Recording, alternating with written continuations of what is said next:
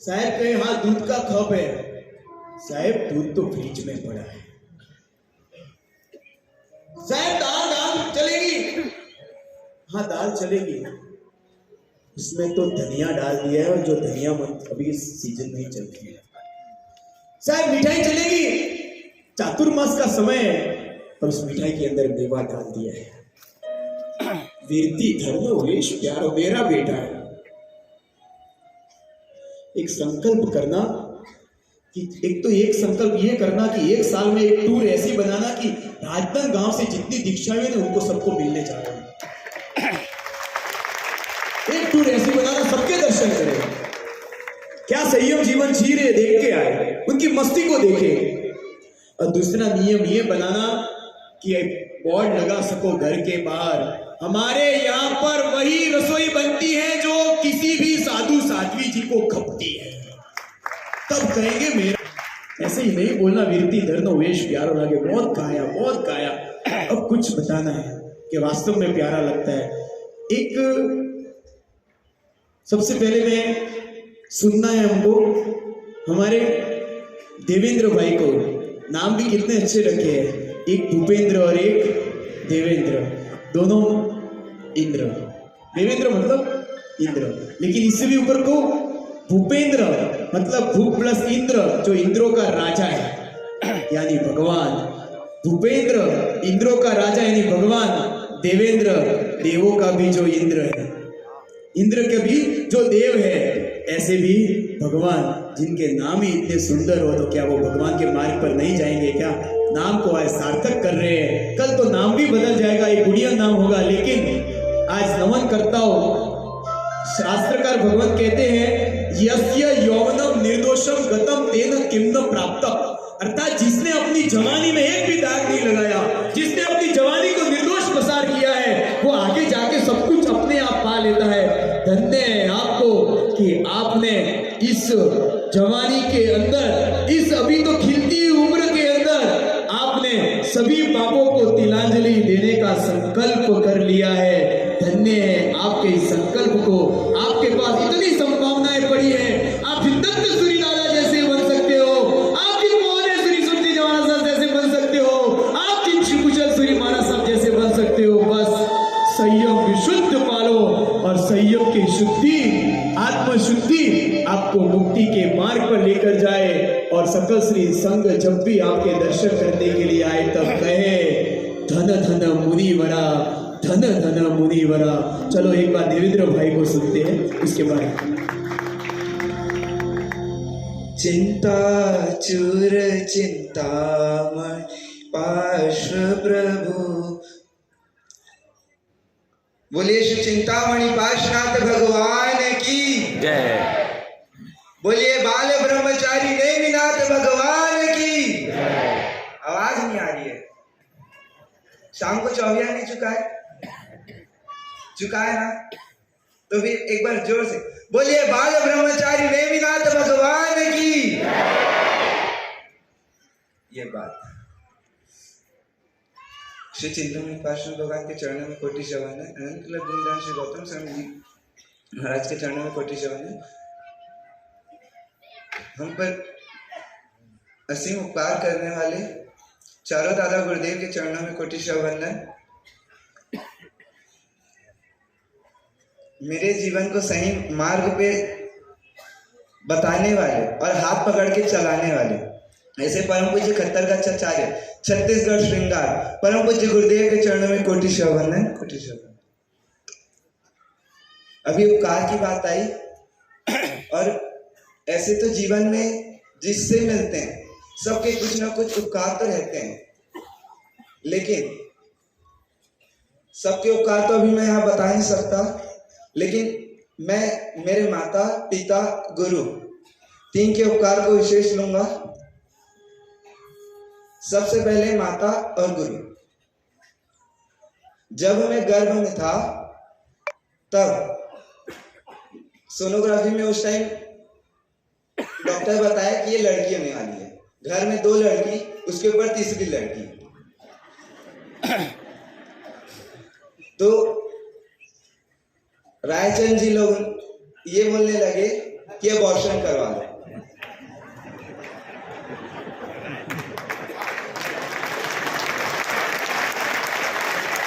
लेकिन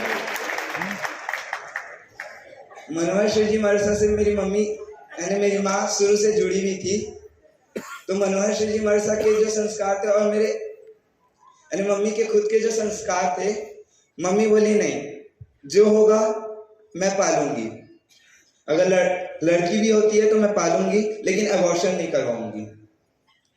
तो मेरे जन्म से पहले ही मेरी माँ और मनोहर शिव जी मरसा का असीम उपकार रहा, लेकिन पापा का भी था। अगर पापा जिद पे अड़ जाते अबॉर्शन करवाने तो मम्मी क्या करती? मेरे पापा मेरी मम्मी को सहयोग किए कि तेरी जैसी इच्छा। ये तो जन्म से पहले की बात हुई। उसके बाद जब जैसे जैसे बड़े होने लगे, हमको नहीं मालूम था दीक्षा क्या होता है, मरसा बनना क्या होता है, लेकिन मम्मी ये बोलती थी कि बेटा ये संसार में कुछ नहीं रखा है, लेकिन लेना तो तुमको संयम ही है, आज नहीं कल, लेकिन लेना तो तुम संयम में, ये कीचड़ में मत फंसना। कीचड़ में अगर रहो तो कमल के जैसे रहना, लेकिन मदहोश हाथी के जैसे मत रहना। लेकिन मम्मी तो पहले यही बोलती थी कीचड़ में नहीं रहना है। तो दीक्षा क्या होती है हमको कुछ नहीं मालूम, लेकिन ये था कि मम्मी बोलती है दीक्षा लेने जैसी है, और माँ अगर बोल रही है तो अपने बच्चों के हित के लिए ही बोलेगी।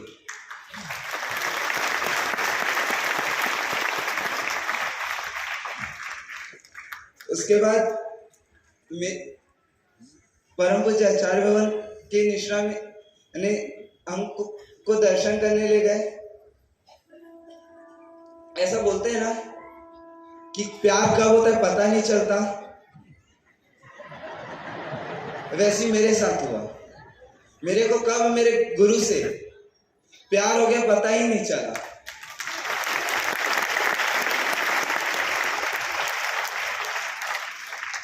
प्यार हो गया है तो क्या प्यार करते हैं तो जीवन भर साथ रहने के लिए करते हैं कि कुछ साल रहे और छोड़ दिए? सच्चा प्यार। और मैंने मेरे गुरु से सच्चा प्यार किया, और इस बीच कई कठिनाई आई, हर किसी के प्यार में आती है, मेरे प्यार में भी है। जब 2011 में केवलधाम में उद्यान तक किए, तब 2013 का संभावित मुहूर्त आचार्य भवन ने बताया था कि इनकी लगभग 2013 में दीक्षा हो जाएगी चारों बच्चों की। कुछ कारणों से हम लोगों की दीक्षा नहीं हो पाई, तो लोगों का यही कहना रहता था, बच्चों को जबरदस्ती पढ़ा हमारे सालों के पास भेज दिए थे। सब जब बच्चे संभाल नहीं सकते तो पैदा क्यों करते हैं?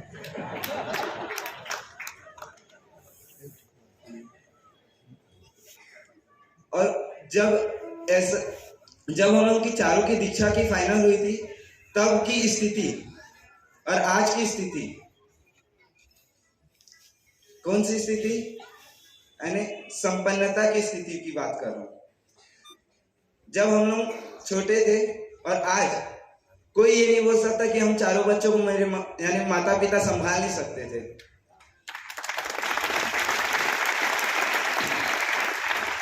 वो जैसे अभी पापा बताए, जो होता है अच्छे के लिए होता है। अगर उस टाइम हमारी दीक्षा हो जाती ना, तो हर कोई के जवान में यही होता कि बच्चों को संभाल नहीं सकते थे, इसलिए दीक्षा दे दी।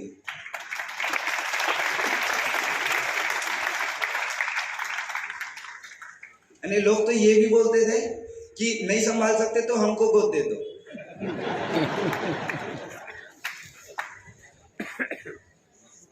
ये तो दूसरे एक पक्ष ये हो गया। लेकिन उसके बाद आज भी बोलूं ना तो संयम क्या होता है, दीक्षा क्या होती है, मेरे को नहीं मालूम। यानी कोई बोले ना आपको दीक्षा के भाव कैसे आए, तो मेरे को नहीं मालूम। लेकिन बस एक बात ये मेरी यानी सबसे ज्यादा अगर मम्मी को परेशान और मम्मी की हर बात में उंगली करने वाला मैं ही था। मैंने अगर मम्मी कोई अच्छी चीज बोली या धर्म से रिलेटेड कोई चीज बोली तो मैं और पापा साथ हो जाते थे। मैंने मम्मी का विरोध तो करना ही है। जैसे मम्मी कोई दीक्षा की जब बात बोलती थी तब मैं तो नादान होके भी बड़ी बड़ी बातें कर देता था माँ के सामने कि आपको बस दीक्षा दीक्षा दीक्षा ये क्या है, लेना होगा ले लेंगे, नहीं लेना नहीं लेंगे।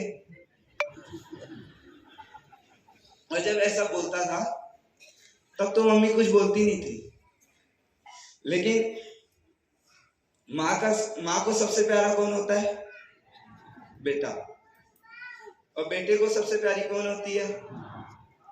तो जब मम्मी कोने में और रूम में दरवाजा बंद करके जब रोती थी ना तब ऐसा लगता था नहीं लूंगा तो मैं दीक्षा ही लूंगा।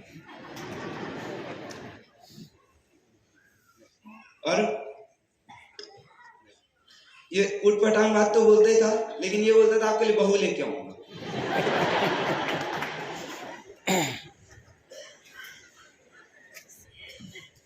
तब मम्मी बोलती थी मेरे को मेरे साथ दादा है, मेरे को उन पे अटूट विश्वास है कि तुम ये संसार में नहीं फंसोगे।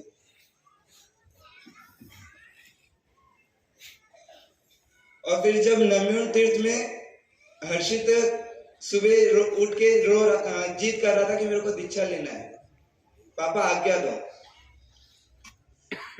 तब मेरे को मैं नींद में था, पापा उठा के पूछे कि कैसा करना है, तो पापा ऐसी मजाक से बोले 6 ले ले क्या? मैं बोला आप लोग 5 को लेना ले लो, मेरे को नहीं लेना।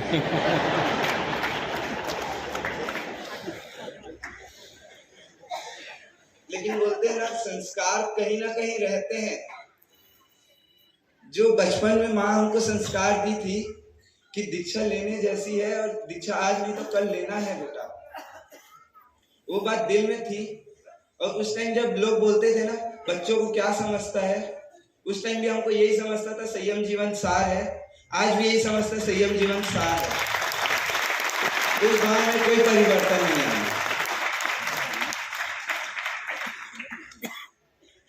उसके बाद वही सच्चा प्यार, गुरु के पास गया, हर्षित की आज्ञा की बात हुई। और राग करना होना तो खुद के मुंह से खुद की तारीफ नहीं करनी चाहिए, लेकिन मैं आपको बताने के लिए कर रहा हूं। मेरे को मेरे भाई से इतना प्यार, भाई से तो ठीक है, लेकिन घर का कोई भी सदस्य यानी आगे पीछे या मेरे से दूर होता था ना तो मेरे को रात को नींद नहीं आती थी। तो अब हर्षित की दीक्षा ओके हो गई, महिमा जी मुक्ता जी की दीक्षा ओके हो गई। मैं बोला मैं हर्षित के बिना रह नहीं सकता, तो मैं संसार में जीऊंगा किसके लिए? जीना है तो मेरे को मेरे भाई के लिए जीना है। और पापा को मैं जो चीज मांगा, जब लेटेस्ट फोन आता था ना पापा को मैं बोलता था ये फोन चाहिए, पापा बोलते चेक में साइन कर देंगे या कैश दे देंगे, जा ले ले बेटा। लेकिन मेरे को ये नहीं मालूम था तीनों भाई बहन को जितनी मशक्कत करनी पड़ी ना दीक्षा की आज्ञा के लिए, उतनी मेरे को नहीं करनी पड़ी। एक बार में साइन कर दी।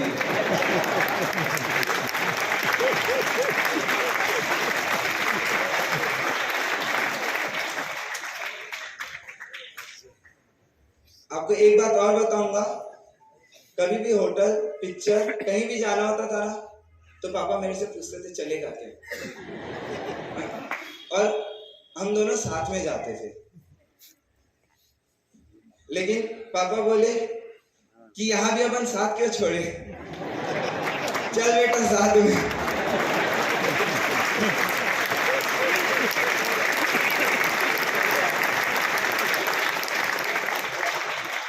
साथ में चलने की बात तो हो गई, लेकिन सबसे बड़ा उपकार मेरे गुरु का, अगर वो आज्ञा नहीं देते तो हम इस संसार में फंस जाते। वो अपने अगर चरण की रज बनने का मौका नहीं देते, चरण में स्थान नहीं देते, तो हम लोगों के चरण के नीचे होते। आज उनकी कृपा से हम उनकी चरण में आ गए तो लोगों के चरण से ऊपर आ गए।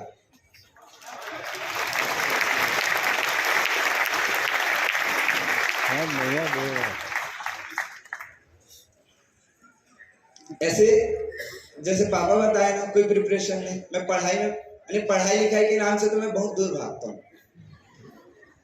जब ये इसके स्पीच के लिए पढ़ने की बात आई ना, मैं बोला मैं स्पीच ही नहीं दूंगा। पढ़ूंगा तो नहीं, अगर उठा दिए उस टाइम तो जैसे जो मन में आया बोल दूंगा।